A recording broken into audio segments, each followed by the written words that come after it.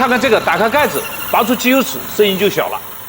这是一起汽修惨案。这台车烧机油严重，于是做了发动机大修，结果依然烧机油，还没有改善。到我这里，我第一件事就把机油盖打开，这个声音马上就变小了。声音不是重点，重点是气门室盖正常，它不会出现这种情况。而气门室盖不正常，不仅是声音有变化，还会影响发动机的油气分离。油气分离不正常，就等于把发动机内的机油直接送进了燃烧室，那当然就是烧机油严重了。所以这台车我就给它换了个气门室盖，加了点机油，让它放心去跑。不敢说肯定不烧机油，至少是不严重。他之前大修发动机可是花了7、8千的，他说很憋屈，其实一点都不冤枉。我讲过多少次了，不要轻易拆发动机，烧机油一定要把原因确定下来，大概率都是不需要拆发动机的。你有车的却不关注我，不刷我的视频，你被坑了，真的不叫冤枉。再特别强调一遍，烧机油不要着急拆洗，先查到病根。气门室盖这种东西一定要先排查，如果疏忽了，发动机怎么拆都解决不了问题。听懂了点点这里。